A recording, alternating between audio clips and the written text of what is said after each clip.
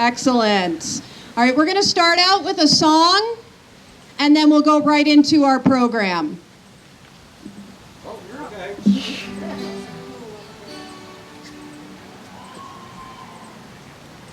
All right, we're all here for democracy. Democracy is under threat these days. But we're marching for democracy. Can you hear me? All right. Here's a song about marching for democracy. Turn it up, turn it on, turn it out. Try to be close to the microphone. Okay. Oh, I see what it is. I pulled it away from the power. Sing with me, I'll sing with you, and so we will sing together. So we will sing together, so we will sing together. Sing with me, I'll sing with you, and so we will sing together as we march along. We are marching for democracy, democracy, democracy. Can you hear me? We are marching for democracy, democracy for all. Other things we can do together. Work with me, I'll work with you, and so we will work together. So we will work together. So we will work together. Work with me, I'll work with you, and so we will work together as we march along. Now you know this part. We are marching for democracy, democracy, democracy. We are marching for democracy, democracy for all. Other things we can do together, we can listen. Listen to me, I'll hear you out, and so we will work together. So we will work together. So we will work together. Hear me out, I'll hear you out, and so we'll solve problems together as we march along.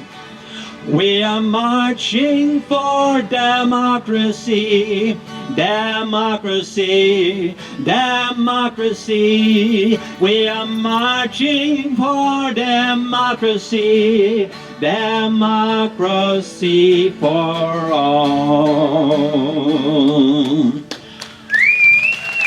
All right.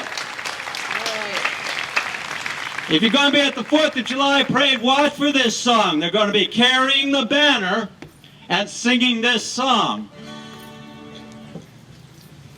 Thank you. Thank you. Hi, everyone. So does everyone know our chant? Say it loud, say it clear. Immigrants are welcome here. Say it loud, say it clear. Refugees are welcome here.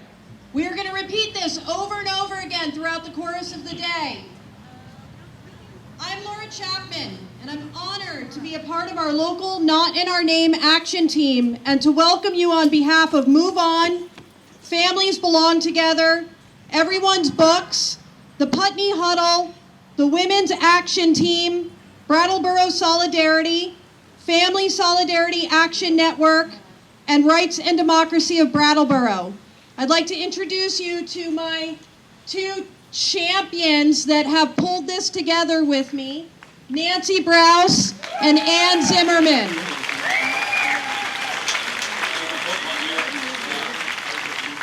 You will be hearing from them later on. A bit of housekeeping before we get started. It's really important that you sign in. So please, there's a sign-in sheet over at the tables back there. We've got arms waving. Go over there and sign in so we can get a real head count for this event. You don't have to do it now, just do it sometime before you leave. There are tables set up with chant sheets, actions, and activities back there. Please check them out when you can. We do also have some water over there. Please stay hydrated, it's really hot. Have you seen the shoe display yet? These empty shoes represent the children of asylum seekers that walk through our border seeking refuge, only to find themselves torn from their parents and imprisoned without any contact. Just one pair would be too many, but look at them all. There are over 25 100 asylum-seeking children separated from their families right now. We have an art project going on for the children over here.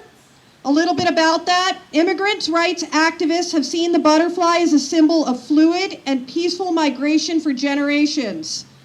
Fabiana Rodriguez says, "To me, the monarch butterfly represents the dignity and resilience of migrants and the rights of all living beings have to move freely. I believe that we shouldn't allow our identity to be defined only by our suffering, nor by the actions that others have taken to devalue our families and our labor.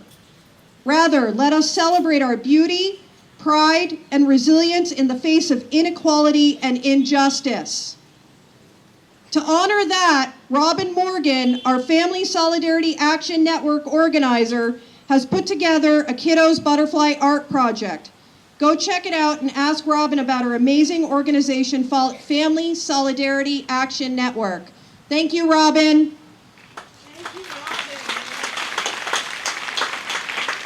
Throughout the course of the event, if you're filming or taking pictures or posting to social media, please make sure to use the hashtag #FamiliesBelongTogether.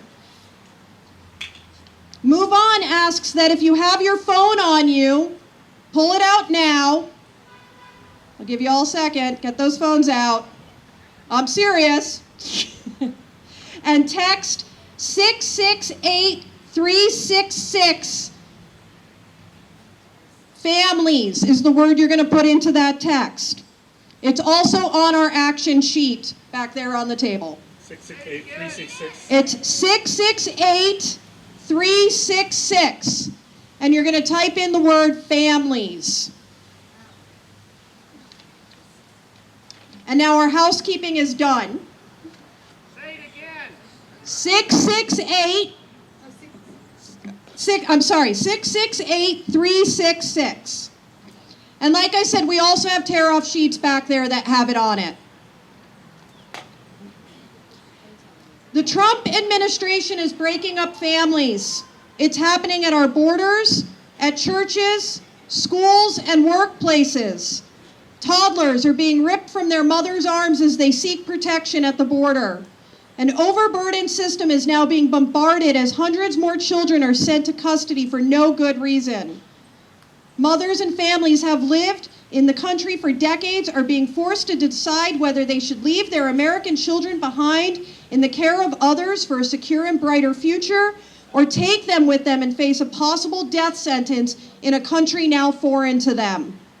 Kids are having to grow up fast as their mothers and fathers are forcibly taken away by ICE. It's an American crisis happening right in front of us, where children, from the toddlers at the border to dreamers losing DACA and American-born children of immigrant parents, have become the victims in Trump's America. At the core of who we are as Americans is our love of country and family. From the border to our neighbors, we must not only ask, where are the children, but how we as a nation stand up against a government forcibly breaking up families. I want to share a recent Vermont story. This past Sunday, armed undercover ICE agents pulled 25-year-old farm worker Alejandro Hernandez Ventura out of his car and arrested him in front of his wife. He is now being held in detention on an $8,000 bond and is at risk of being deported. Shortly after leaving their home on a Vermont dairy farm, Alejandro and his wife noticed their car being followed. The undercover ICE vehicles soon flashed their lights and pulled the car over. The agents surrounded the car, shouting in English and refusing to identify themselves. When Alejandro's wife took out her cell phone, saying she wanted to call her lawyer, an agent snatched it out of her hands. Agents pulled Alejandro out of the car, handcuffed him, and drove him away. When Alejandro was 16 years old, he left his home in Mexico to come to Vermont. The eldest son, he began working on dairy farms and sending money back to his family. Because of Alejandro's sacrifice, his younger siblings have been able to stay in school. Since his grandmother fell ill several years ago with complications from diabetes, Alejandro has provided the funds needed for her medical care. Alejandro's arrest has left his wife grieving and traumatized. While people of conscience everywhere justly express our outrage about the appalling separation of families along the southern border, we must not forget the ongoing separation of families throughout the country from ICE detention and deportation. Alejandro has lived and worked in the U.S. for 9 years without incident. He has never been arrested and had any previous contact with ICE. We need to send a message to Immigration and Customs Enforcement that we oppose this unjust arrest and demand freedom for Alejandro. And so, for Alejandro and his family, I say it loud, say it clear. Immigrants are welcome here. Say it loud, say it clear. Refugees are welcome here. Now I'm truly honored to introduce to you an activist I have worked with, learned with, and grown with over the past year and a half, Brenda Siegel.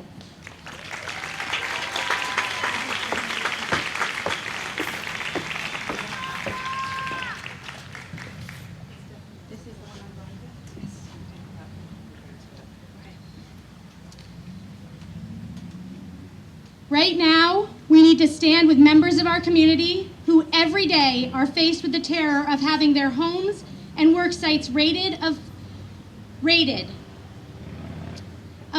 families fearing the prospect of having to actually endure our nation's truly cruel deportation process.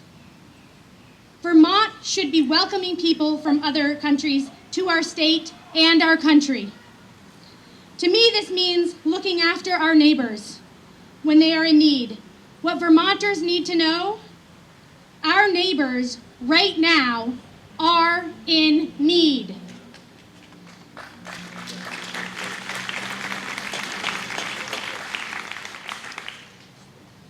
As a Vermonter, I want to do everything that is possible to put a stop to separating families both within our state and at our southern border. We must stand up for migrant and refugee families in our communities. Now is not the time for half measures. Now is not the time for half measures.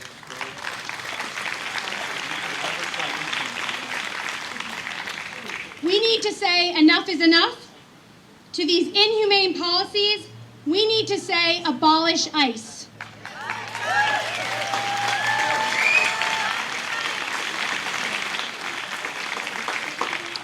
Right here in our community, Mamadou Ba was going to be deported and only is in Canada because he got asylum but was separated from his family.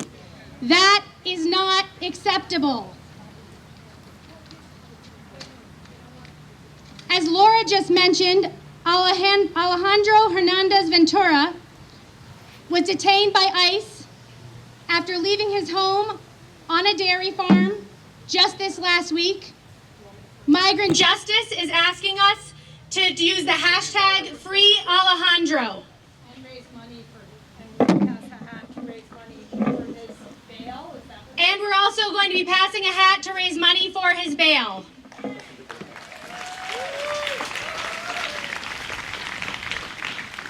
I say today this must stop. I say to our Governor, Phil Scott, where is your voice?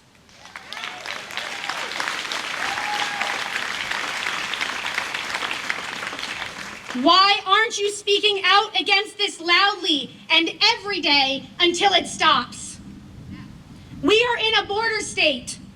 You are not leading.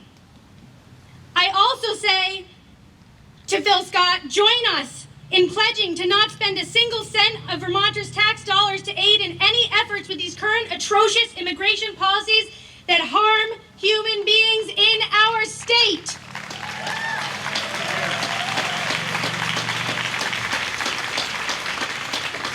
Especially children. I will say that again. Especially children.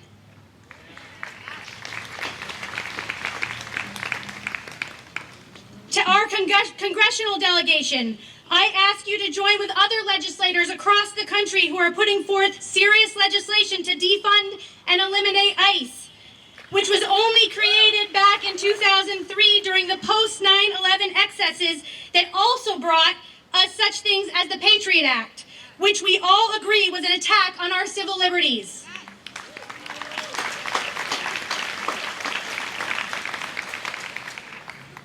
Thank you. Now is the time for all of us to stand up, because we need to bring all voices to the table to stand in solidarity with our brothers and sisters who are in need. We need to work with the people and the organizations focused on immigration issues and migrant justice. We need to follow their lead. We need voices that are typically ignored or left out of the conversation to actually have a seat in the halls of power.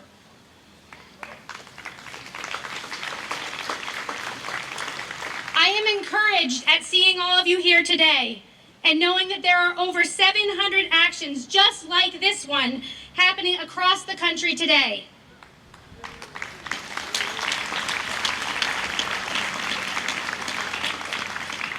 Now it is the time for all of us to raise our voices and to be heard.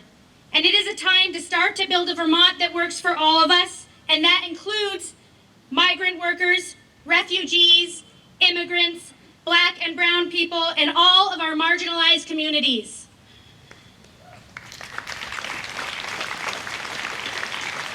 We must stand together in love. In love. We must never allow ourselves to be divided up for the political gain of those in power.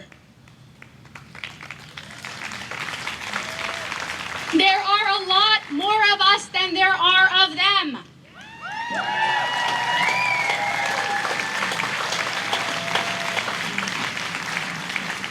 As a mom and a teacher, it is so hard to look at these children in cages, to know that they are being tortured, and this is torture. But we must never look away again. Let us join hands. Let us link arms. Let us stand feet rooted to the ground and do everything in our power to reunite these families and once and for all end this disastrous rise of white supremacy and horrific treatment of Black and brown people in this country. Thank you so much for all of you being here, for everyone that organized this.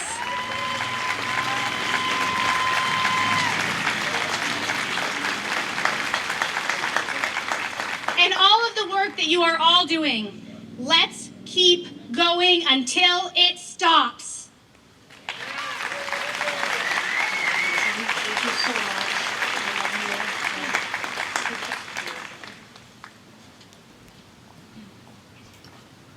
Thank you, Brenda.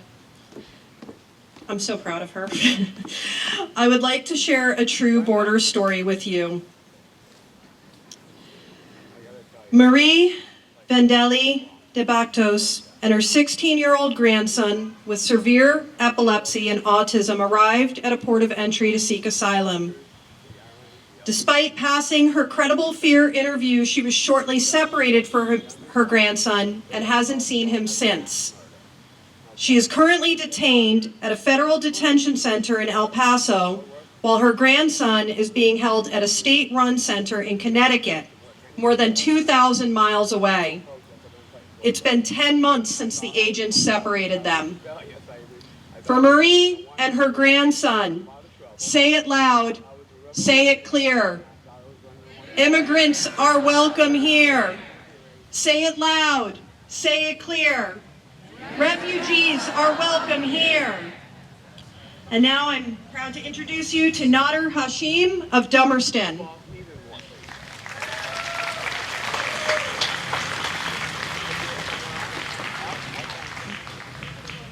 So I never thought in a million years that I would be in front of all these people to say what I'm about to say. Louder? Is this better? Can you all hear me now? Okay. Are we good? Okay. Okay, thanks. So, I'm the son of 2 immigrants. My mother came here from Iran to flee the political violence that was happening in the late 1970s, and my dad came here for a better education. Both of my parents recognized their good fortune that they were able to lead safe and productive lives in this country. Now, as I grew up, I also recognized my extremely good fortune that I was able to be born in this country, but I also recognized that America was not without its faults and its problems. We still have systems in place that continue to support systemic racism and institutionalized discrimination. And now we have the atrocity that's unfolding at the southern border. I realized that I needed to go into this system and change things, and I chose to become a police officer here in Vermont. And I'm here to make a very clear statement, not just as an American citizen, but as a police officer. I condemn everything that ICE is doing on our southern border.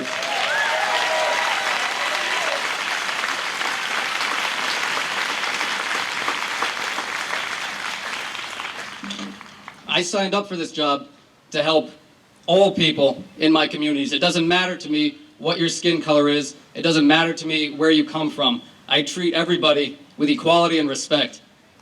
And that's how it should be.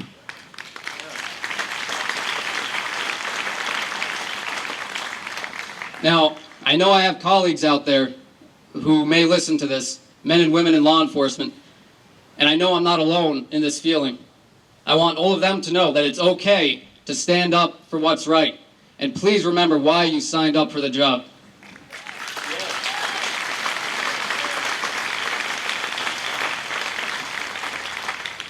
Now, the last thing I want to say, there's a phrase that has been echoed throughout history by people who commit war crimes and atrocities. And that phrase is, "I was just following orders." I'm telling you right now, I am not going to be one of those people who says I was just following orders.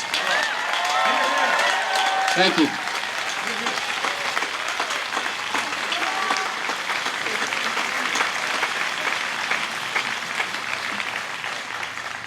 Wow.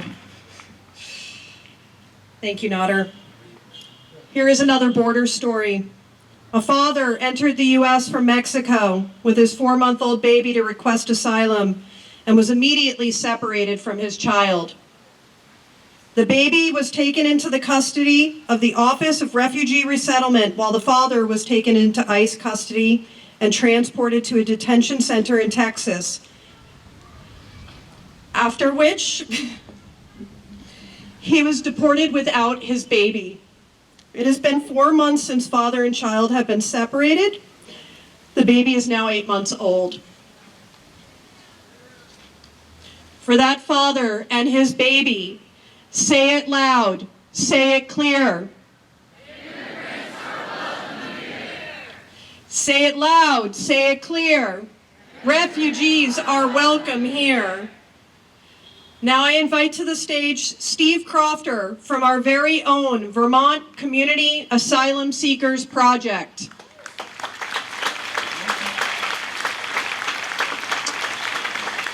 Where are you at, Steve? Oh, Steve. Thank you. It's great. The view from here is wonderful. This is what democracy looks like. Yeah, this is what democracy looks like, looking out at you folks. So, I want to tell you a quick story about a few asylum seekers that I've gotten to know. Yesenia and her 2 children, Juan, who is 6, and Jasmine, Juan is 10 and Jasmine is 6,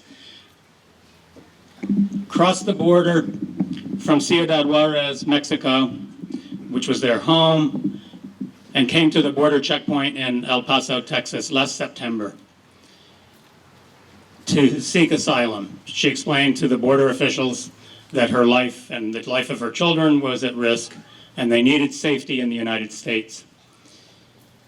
Yesenia and her children were not separated, except for brief times during her interrogation and strip search. But mostly they were allowed to stay together. They were in prison for approximately a month in 3 different prisons. The conditions in one of them was what you would call deplorable. They were kept in a room, a holding cell with several other families. A couple of the other families had infants. There were no diapers available. There was pee and poop on the floor, and they slept on the concrete floor. There were no beds provided. They caught lice while they were there in that prison. However, in some ways they were lucky. You know, they were lucky that they were not separated. They were lucky that they were only in prison for about a month. And here's how that played out. Yesenia had brought with her the phone number of a distant cousin, someone she'd never met, but a relative, a distant relative who lived somewhere in the United States. She didn't even know where, but she had a phone number. And she gave it to a pro bono attorney there in the prison. After she'd been in the prison for about a month, a meeting was called with her and a number of other asylum seekers. And the attorney, one by one, explained to them that, you know, their cousin or brother or uncle or whatever was sponsoring them and they would be released soon. And to each person, to each asylum seeker, the attorney handed a pamphlet. On the cover was a picture of the Statue of Liberty, and inside were instructions in Spanish and English about how to seek asylum in the United States. When everyone else had left the room, the attorney turned to Yesenia and said, you know, we've been trying to reach this relative of yours, and there's never been any answer at that phone number. You know, do you have anybody else that you know of in the United States that could take you in? Because if you don't, you'll have to stay here in detention, and you won't really be able to make your asylum claim effectively from prison, and you will ultimately be deported. Yesenia didn't know anybody else that could take her in.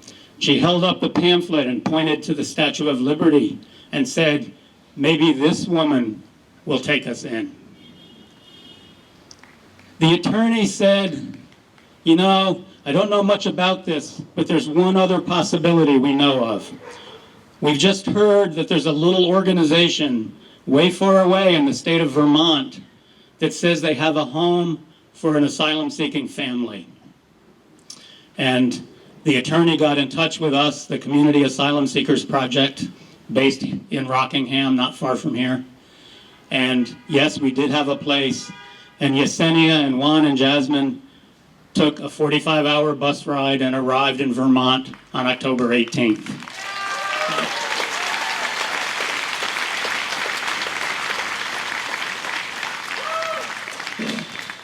The children just the children just finished their school year. Yesenia was in kindergarten in Bellows Falls and Juan in 3rd grade. They're out of school now for the summer. All 3 people in that family are learning English rapidly. Yesenia is working with an attorney to file her asylum claim. It's going pretty well for them. And Yesenia wanted me to be here today to speak with you.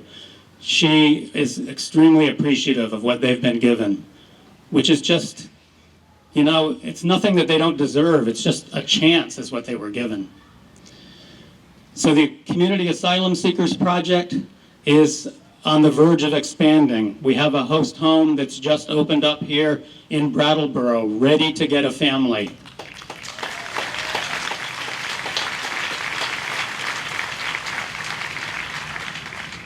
We have another host home about ready to open up in the little town of Reading, which is just south of Woodstock.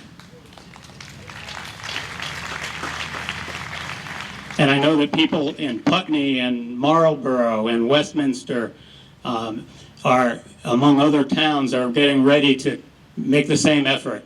So we are expanding and we do need your help. There's a table kind of straight back here and somebody's waving there. So please stop by if you didn't already, take a brochure, read Yesenia's story. It's right there on the table. And sign up. We can use volunteers in all of these local places. And we can use more host homes. And so we do want your help. The other thing I want to suggest, 2 things that each of us can do. And one is to reach for solidarity. You know, if I just say, I'm only interested in asylum seekers, but I forget about my Muslim neighbors, or I forget about my black neighbors, or if I forget about working to end sexism, it's not going to work for asylum seekers. We have to move together on every front all at once.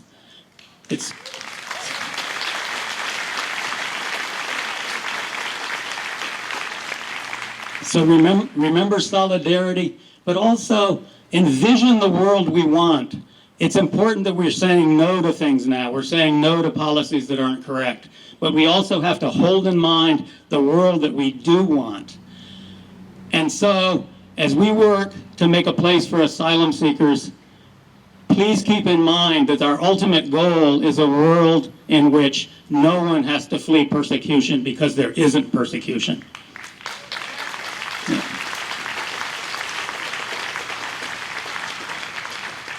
Thank you.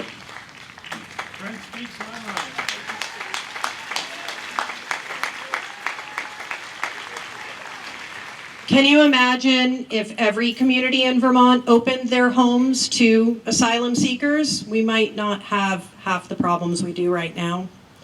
So please check out Steve's table. It's important work that he's doing. Our next story. A young child refused to engage with other young children in his cage at a detention center.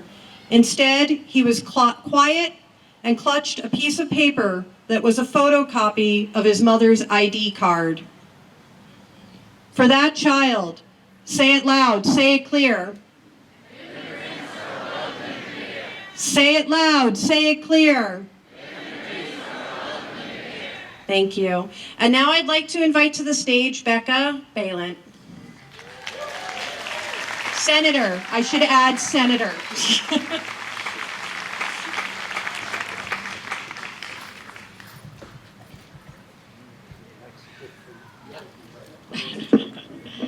Good afternoon. It's wonderful to see you all here. It really is wonderful to see you all here. Thank you for being here. Thank you for coming together. Thank you for not allowing despair to paralyze you. Thank you for declaring, "Not in our name."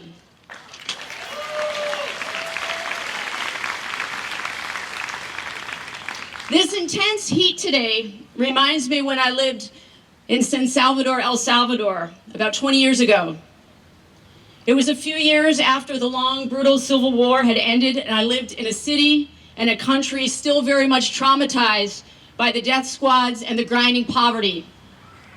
Despite these seemingly insurmountable obstacles, my friends there retained their hope and their spirit and their belief that they could and would make a better life for themselves and their children. They worked hard to rebuild their communities and their nation. In the evening, through heat much like this one, and under rainy skies, we would walk to the local pupuseria and share food together, and conversation, and often song.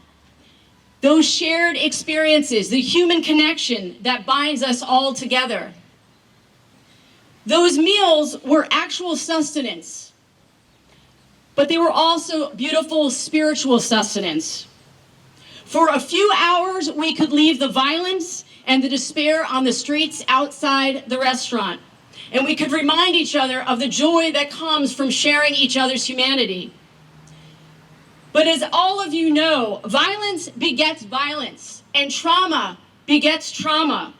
Just because the Civil War was over, it didn't mean the horrors would dissipate.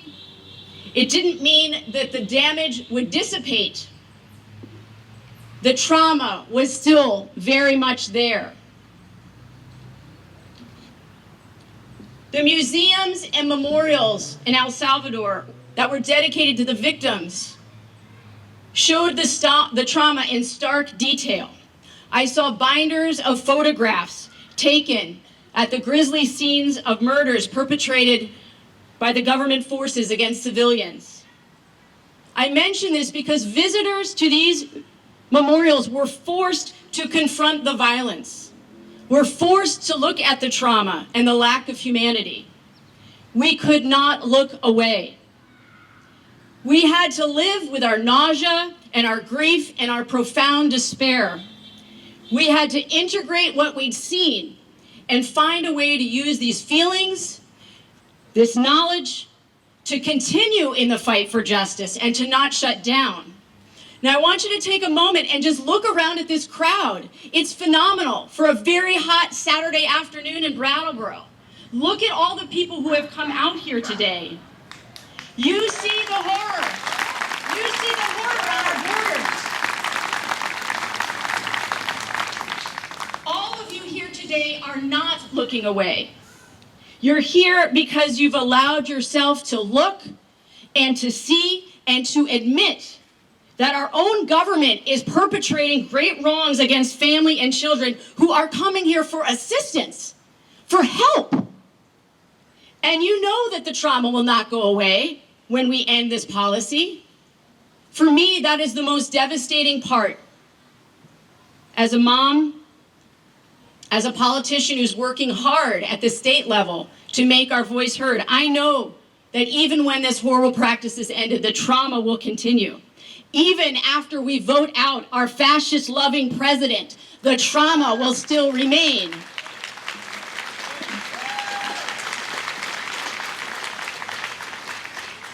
The great political philosopher Hannah Arendt wrote about totalitarianism and how it takes hold and what gives it purchase.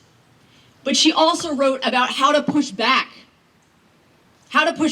against the forces of evil. And make no mistake, that's what we need to do, is push back against the forces of evil in this nation.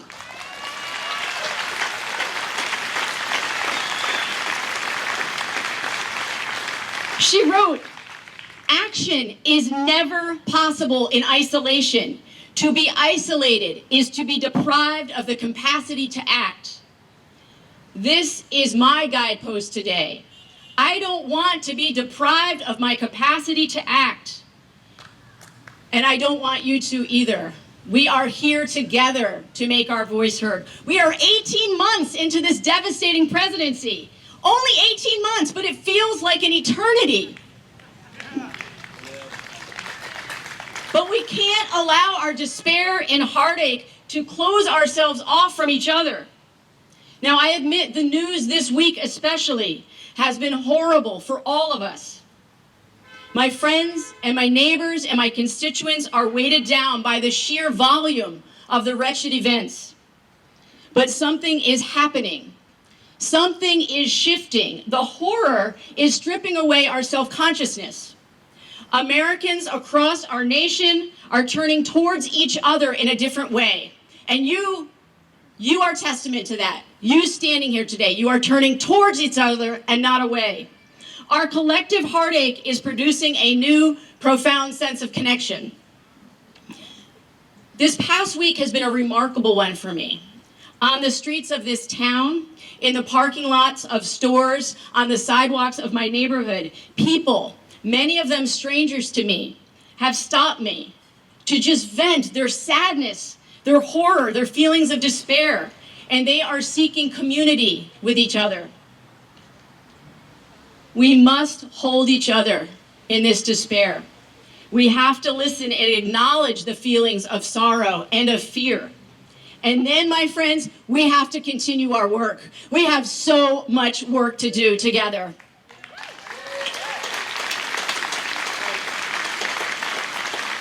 Those families on the border, they need us. The children suffering through trauma and poverty in our own communities need us. And yes, even those who are perpetuating the violence and the trauma need us to free them from the horrible part they are playing in all of this. In short, we need us. Thank you for being visible when it is easier to be invisible. Be strong, take care of yourselves, take care of each other. The arc of justice is long, but this is a journey that we are called to take. I am so grateful that you are here and we will take this journey together. Thank you.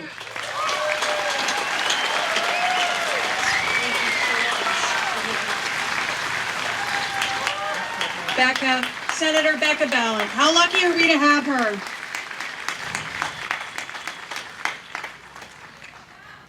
Now I'm going to hand the microphone over to State Representative Mike Mrowicki and eventually his talented wife, Amelia Struthers.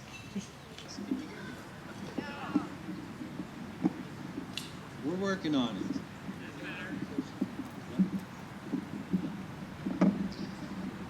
How's this?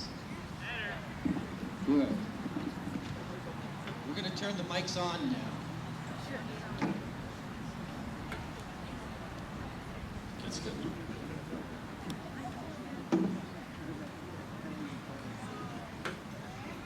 Thank you, John. Thank you, Senator Ballant.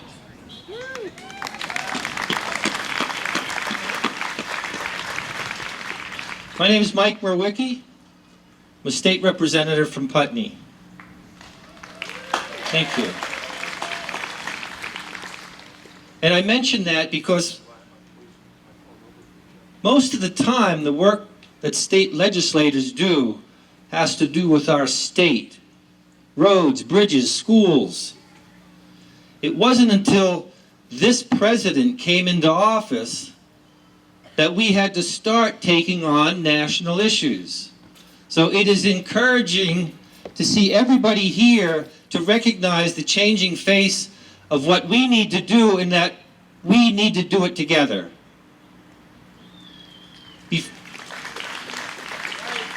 Before this president, we were moving in the right direction with LGBTQ rights. And we're going to keep moving in that direction in Vermont. We were moving in the right direction for women's health and reproductive rights. And we are not going back.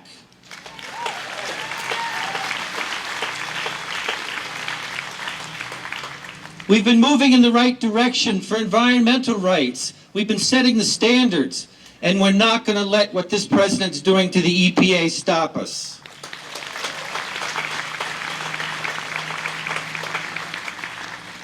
However, we need to continue to act. Last summer, Senator Ballant and I were part of a joint House-Senate working group looking at childhood trauma.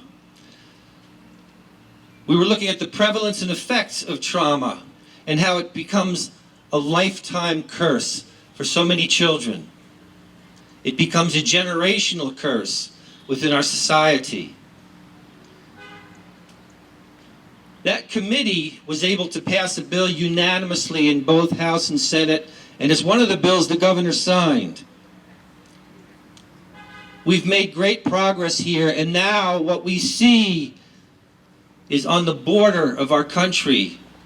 In our name, this president is creating trauma for children. So I'm here to say it is not in our name that he's going to do that. Not in our name.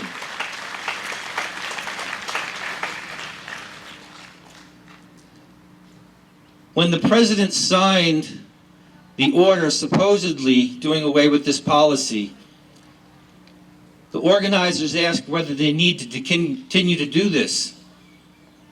My thoughts on it were he lied about the policy in the first place to say it wasn't his. He lied to say he couldn't do anything about it. And now that he says he's going to change it, I don't believe him. So we need to let him know that we are watching, that the whole world is watching, and that we need to stay vigilant, because I don't trust this man.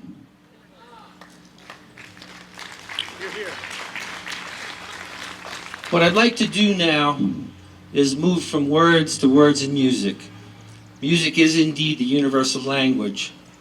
And hopefully you can join my wife and I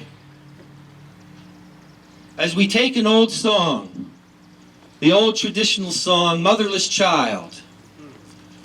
Now back at the Woodstock Festival, Richie Havens took that song and turned it into something very powerful.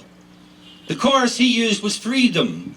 And what I'm going to ask you at some point, we'll let you know to join in with free them.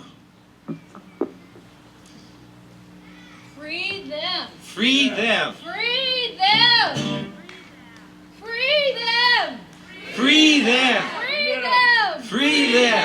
Free them! Free them! All right. All right, you got it. We're Here going we to go. call an answer.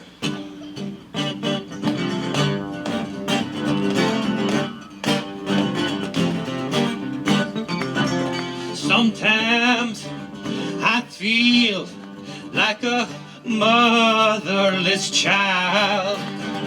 Sometimes I feel like a motherless child. Sometimes I feel like a motherless child. A long way away from my home.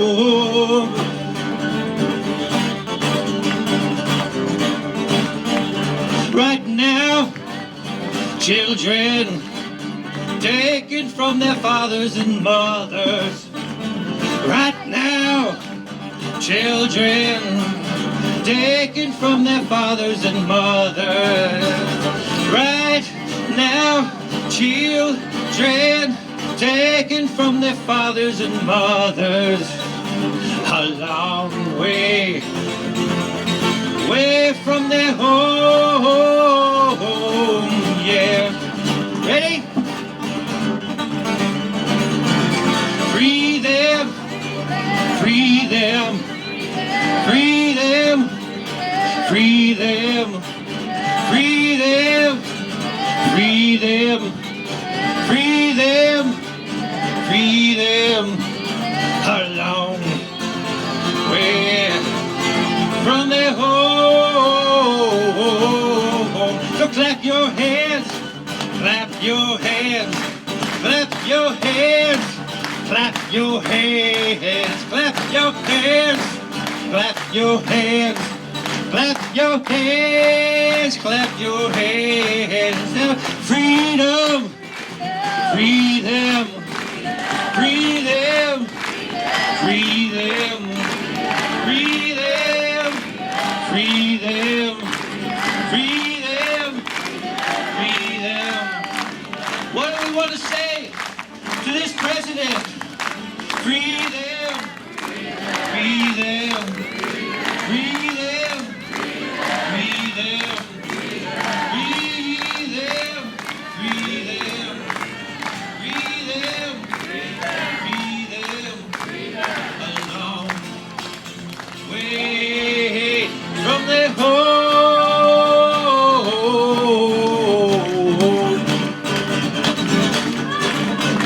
Free them. Free them. Free them. Free them.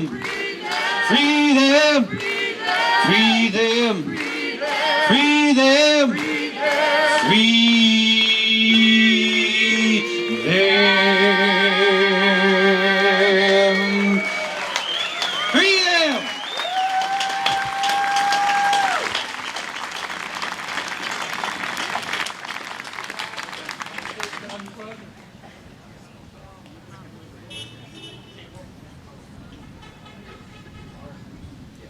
That's my representative. All right. Okay, so now I'm going to go back to a sad place. I'm sorry, but I have to tell you another story. Hold on a second. Maybe. Freddie Orlando Perez Gregoria sobbed as he pleaded with the magistrate judge he faced Monday afternoon in federal court. He had been detained with his 13-year-old son and promptly separated. He cried out, "If you deport us, please deport us with our kids. To leave the kids behind abandoned, we can't do that." For Freddie and his son, say it loud, say it clear. Immigrants are welcome here. Say it loud, say it clear. Refugees are welcome here. Now, I want to introduce you to Brattleboro's very own Esler Oresti.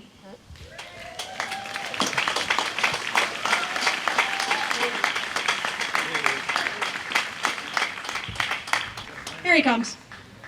He's wearing more than one hat today.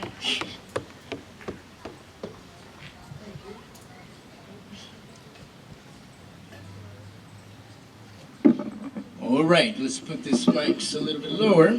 How's everybody doing? Yeah? It's a lot of you. I'm really happy that this is happening. I wrote a speech. So I think it's time to write things down sometimes. All right. My name is, I don't know if everybody can see me.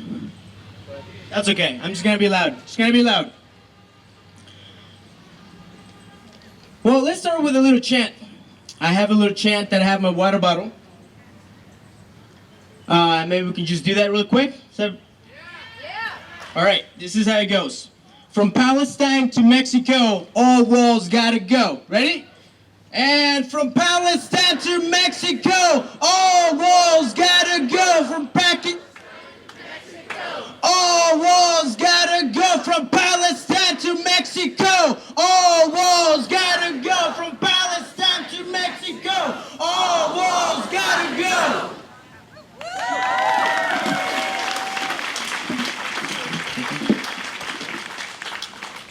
So my name is Asylum, like people said earlier, or like Laura said earlier. I came here to the United States at the age of 9. And the southern border not too long ago. Well, I guess a little bit ago. And since then, I've done a lot of things in the U.S. I graduated high school, I attempted college, and I realized that it's too expensive. So I became a clown, and I made, balloons for people. Actually, is there any kids who would like a balloon right now? Because I have an extra one. And I see myself in this, kids. Maybe this is too much right now. So I see myself in this, kids. It's that's who I was. Maybe fast forward 17 years later, that would have been me in those jails. So I see that and I sit with that constantly, thinking that that is me. That is me, that is all of us. If something's happening to one of us, it's happening to all of us.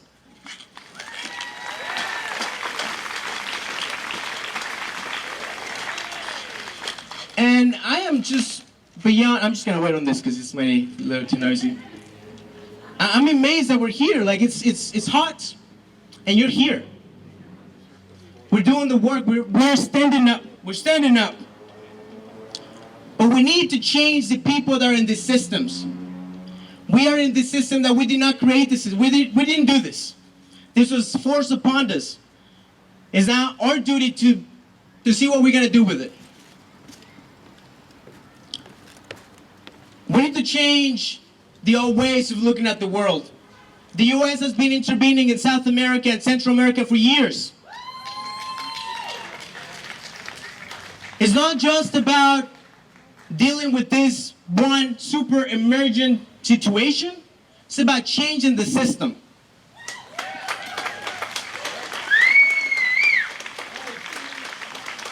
Under President Obama, the United States was heavily involved in the destabilization of Honduras in 2009. Actually, just a few days ago, we celebrated 9 years.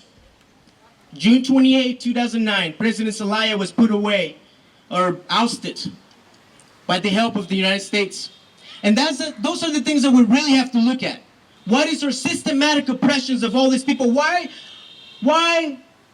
And I say that people is us. That's us. That's us. Just Southern, but that's us. That's me. That's all of us. It's time to put new faces. Faces like me, faces like you, faces like your neighbor, your aunt, your mom, your teacher. It's time to stand up and be us, to change that system within. Just the other day, I don't know if you were celebrating the victory of Alexandria Ocasio-Cortez in the Bronx. Those are the kind of people. Those are the kind of people that we need. But I feel like I'm talking to an echo chamber here. All of you are here for a reason because you believe in that. You believe that we can be in a better world. And that's fine. I'm really happy that you're here. But how are we opening our hearts? How are we opening our minds? How are we making those bridges that some choose not to? That's our homework. Making those bridges. And it starts with ourselves. What are we in our community doing? What are we physically doing? How are we teaching each other new ways of doing things? We live in a new culture, a new global culture. And there's a wave, and I think we're all feeling it. There's a wave right now of love and compassion going through this planet. And we're going up right now. We're going up right now. And do we just drown? No, it's probably gonna affect the machine a little bit. And then we have boats. So that's where we are right now. We need to get a good boat to withstand this wave of love. I'm gonna stop with this. I am blessed to be in this place, and I wouldn't be here by all the mentors that I've had in my life, and that includes you, this community. But we have to open our hearts, we have to open our minds, we have to keep doing the work. It's not just about this one moment. I like to drink out of this water bottle because I have stickers that remind me of what is the work that needs to be done. We need to resist racism, sexism, Zionism, homophobia, transphobia, Islamophobia, anti-Semitism, ableism, and colonialism. We have to decolonize our minds, our hearts, and the way we do things. There's a new world coming where we're all welcome. We're all welcome. And you're welcome. I'm welcoming you to be that change because that's where it starts. It starts with you. You. Thank you so much.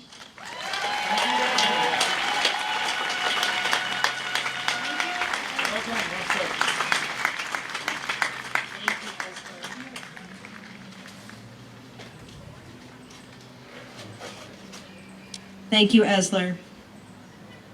Our next story is of Dahlia, a 24-year-old mother who fled Honduras to escape gang violence with her toddler.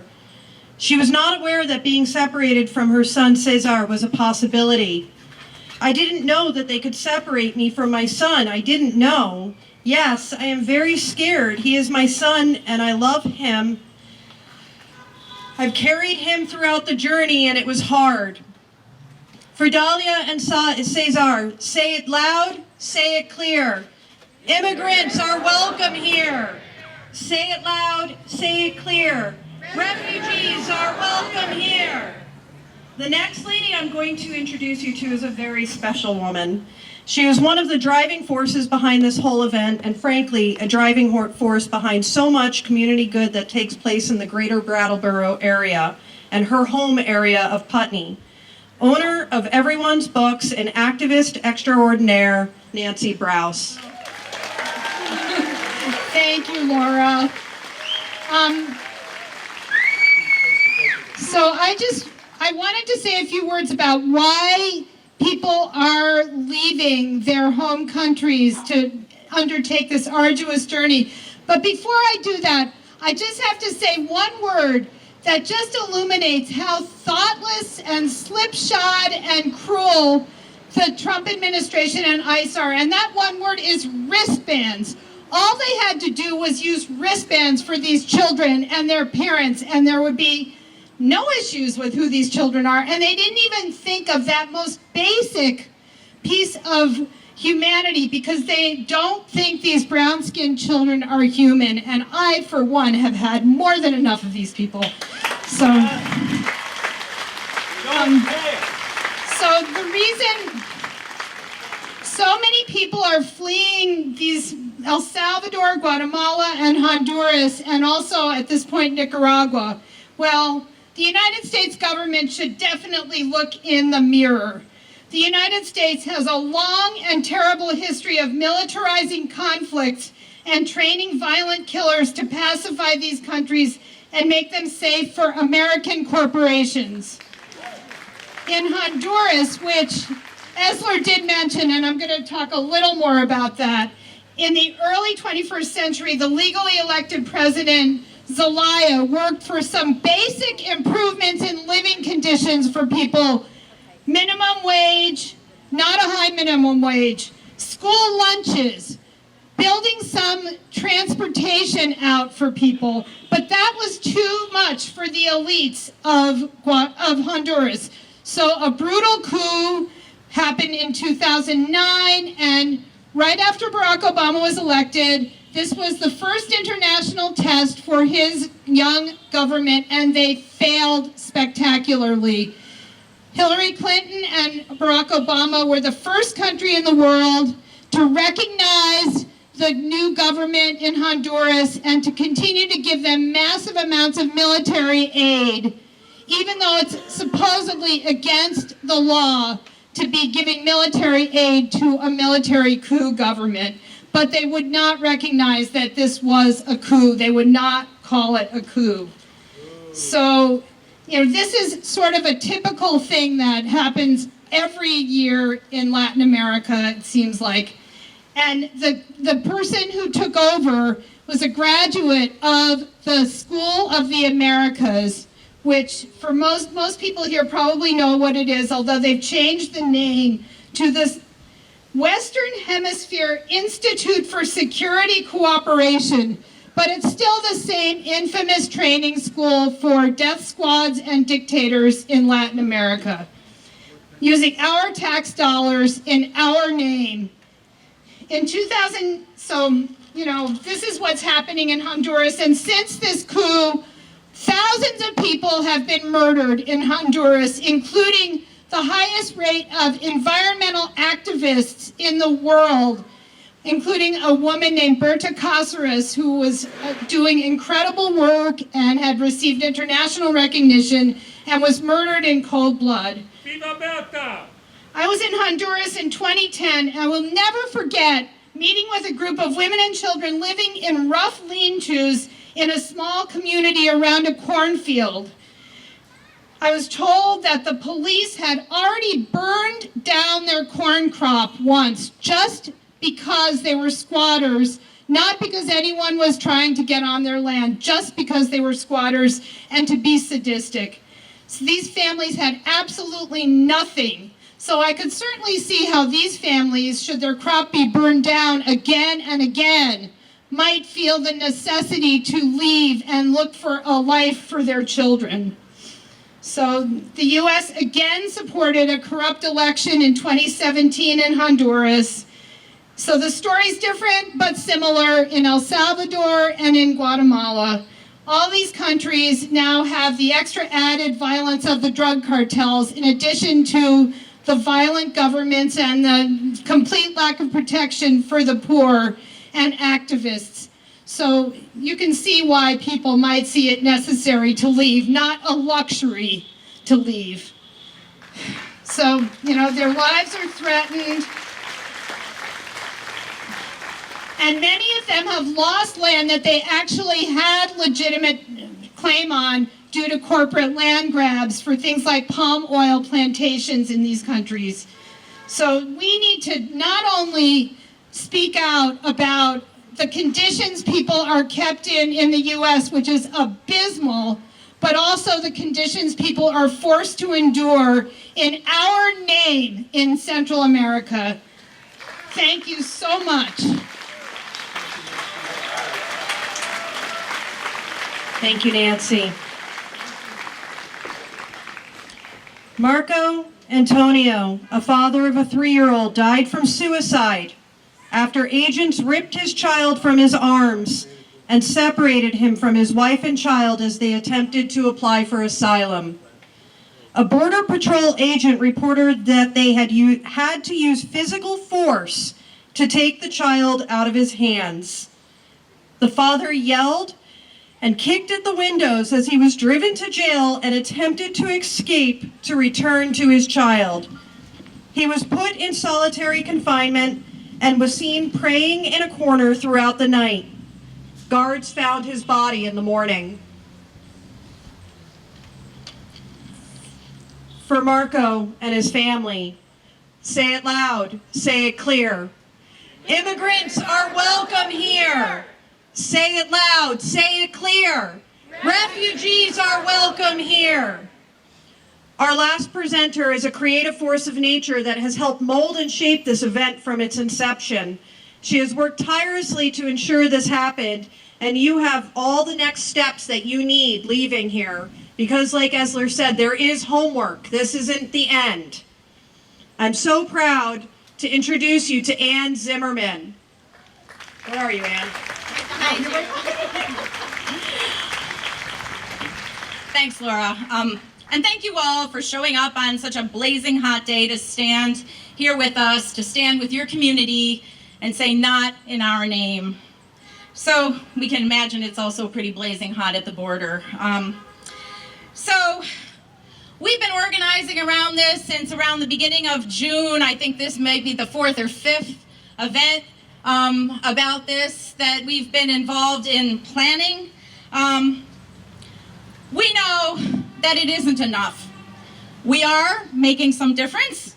Our calls and our emails have prompted our congressional contingent to be more vocal about what's happening to people at the border, and even to visit the border and bear witness to those atrocities. We are succeeding in keeping this issue of traumatizing asylum seekers, especially children, on the front burner. People are showing up. We are mobilized, but we're going to need to take it to the next level before we see a shift in policy toward a compassionate, humane treatment of people seeking to enter our country and respect for the international agreements that we are signatory to. If you have been calling and emailing our congressional contingent, don't stop. We have seen that it has moved them, but now we're going to tell them to join the movement to abolish ICE. Okay. People are running and winning their primaries on this agenda, and they can support that.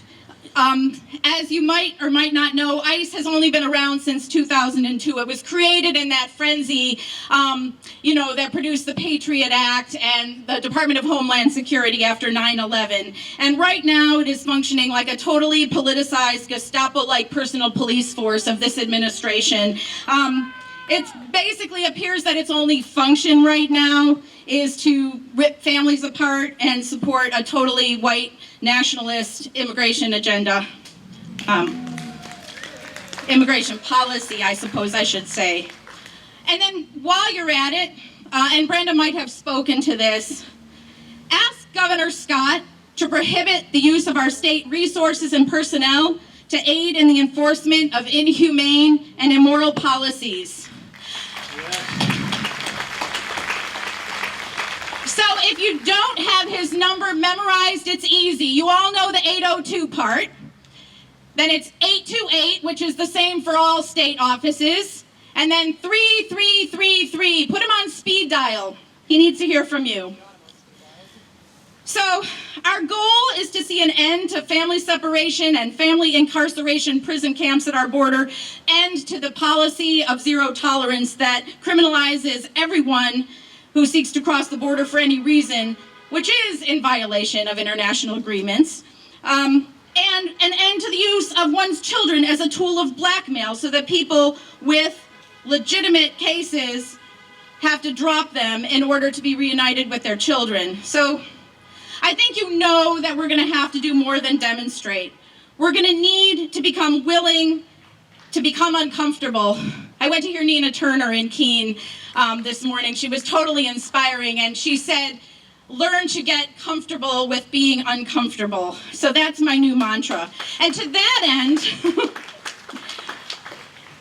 we have a sign-up list on the information table. If you are somebody who has been contemplating nonviolent civil disobedience around this issue or would like to contemplate that, put your name on that list, and when we, if we have organized trainings or we know about an action that you might want to plug into or we want to create our own action, we'll be able to stay in touch.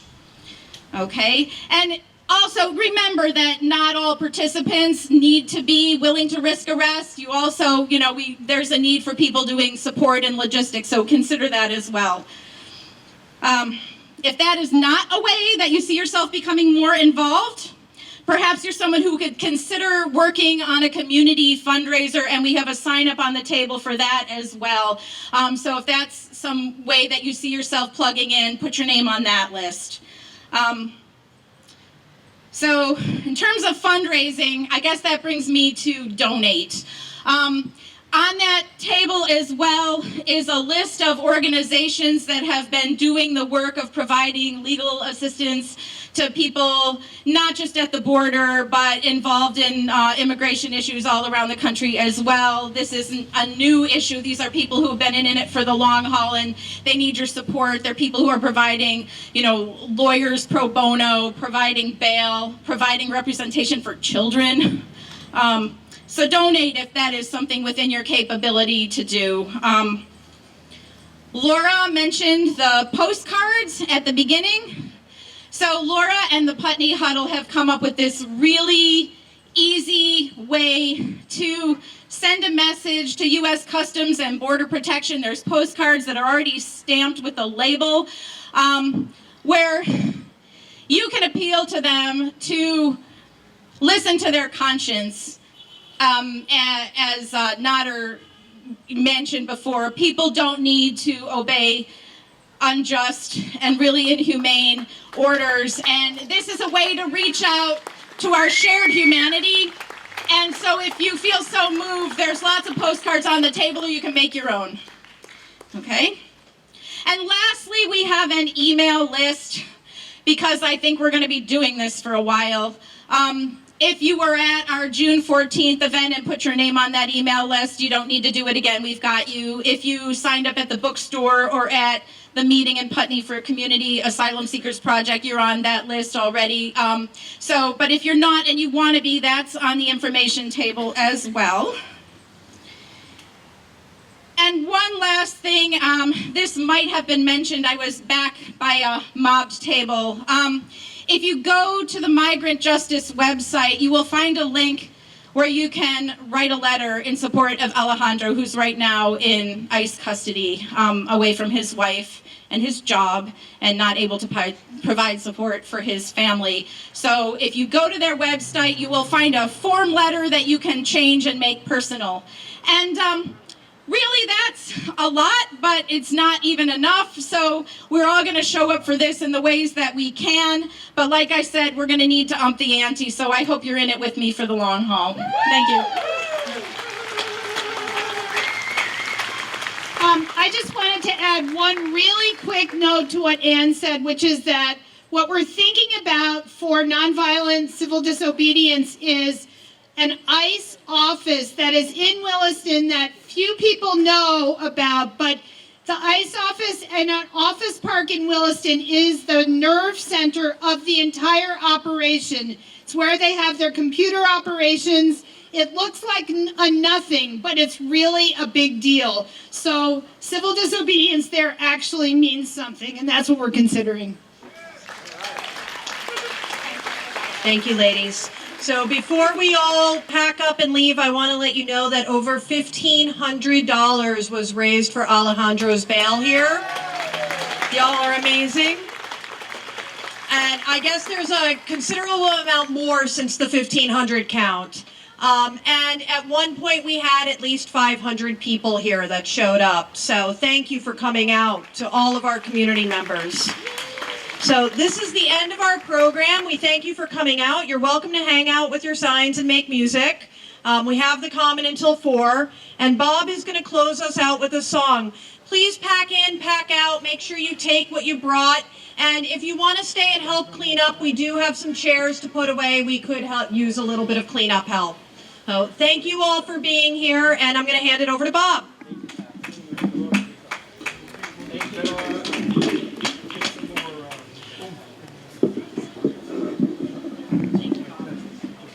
Thank you. Much was said about not doing things in our name. Here are several things that we can do in the name of our children, all of our children. And I would say we should include all of our children, including those who are children of the children who were here before there were borders on these United States. I'm talking about our Abenaki children, and I know there are some of you here. We will sing all together as the world turns round. We will sing all together as the day grows long. We will sing all together, growing wise and strong. In the name of all of our children, we'll remember the young as the world turns round. We'll remember the young as the day grows long. We'll remember the young, growing wise and strong. In the name of all of our children, we will cherish the old as the world turns round. We will cherish the old as the day grows long. We will cherish the old as the day grows long. In the name of all of our children,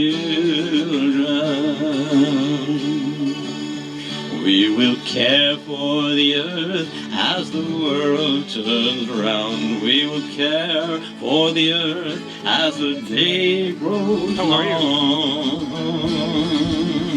We will care for the earth and grow wise and strong. In the name of all of our children, we will plant seeds of love as the world turns round. We will plant seeds of love as the day grows long. We will plant seeds of love as the day goes long. In the name of all of our children, we'll be building a democracy that whole world round. We will build a democracy that Dave is strong. We will build a democracy that's wise and strong. In the name of all of our children.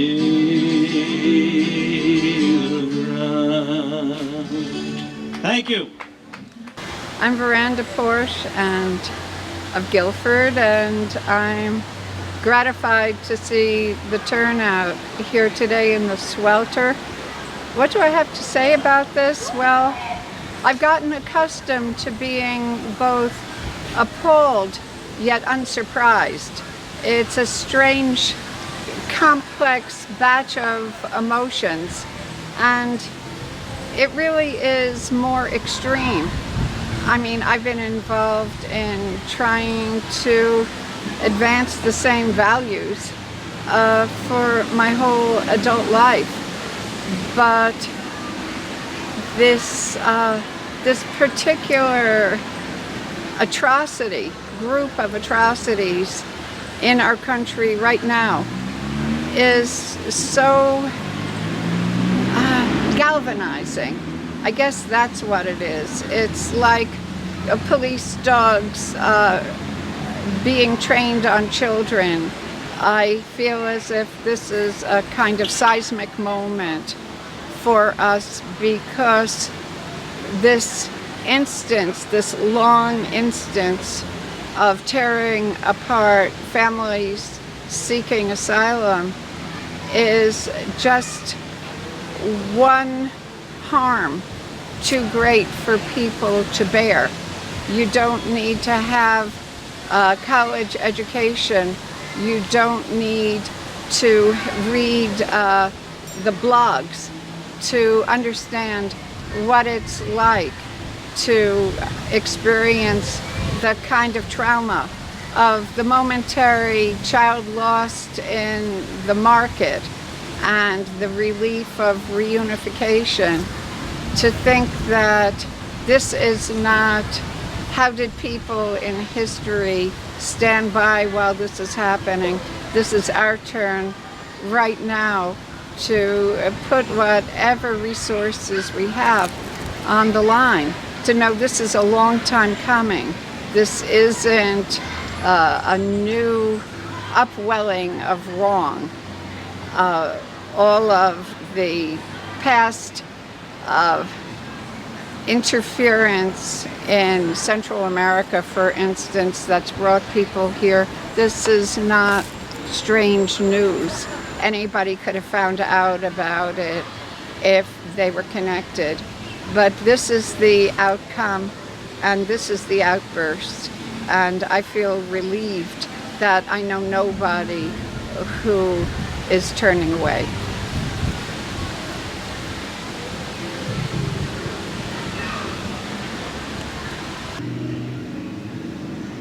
Hi, I'm Laura Chapman, and this event was organized by Nancy BRAUS, Ann Zimmerman, and myself for the local Not in Our Name coalition.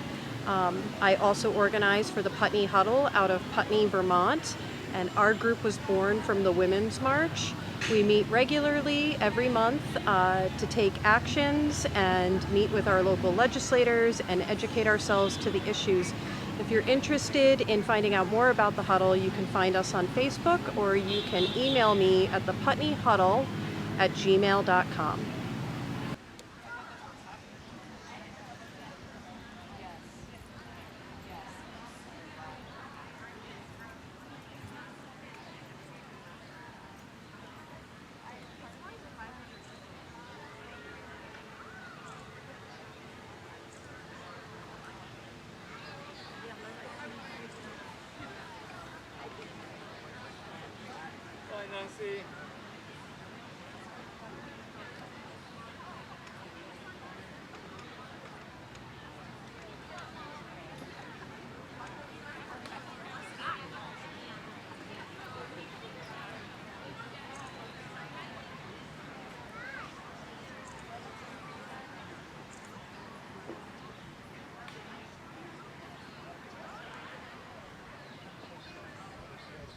I moved shelter.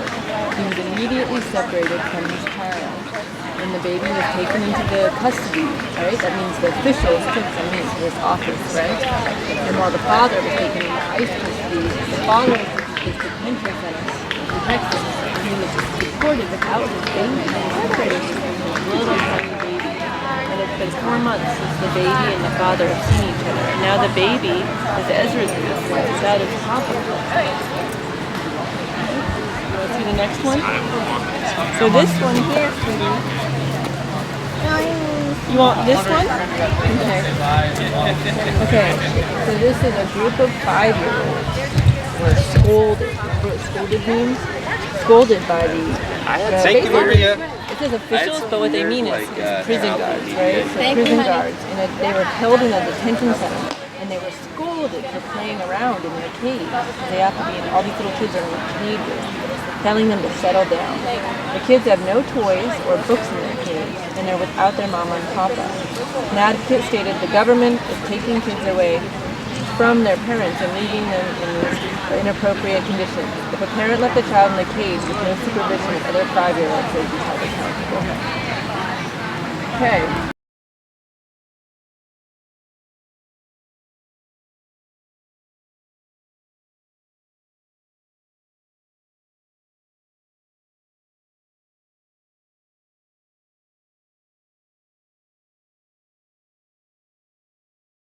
No, for 3 days, right? Because the child's aunt is being held in another cell in the facility. The teenager, right, like Papa's students, had to show the other children in her cell how to help change the girl's diaper, who they thought was around 2 years old, right? So that's what was happening.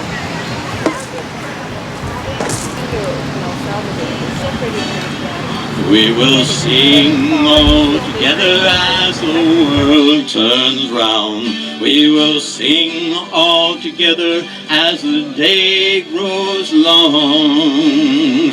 We will sing all together, growing wise and strong. In the name of all of of our children.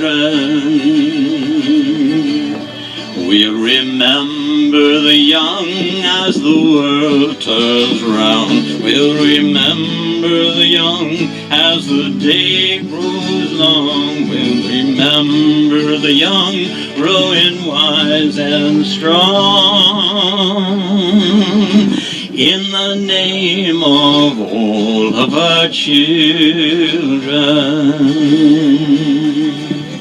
we will cherish the old as the world turns round. We will cherish the old as the day grows long. We will cherish the old as the day grows long.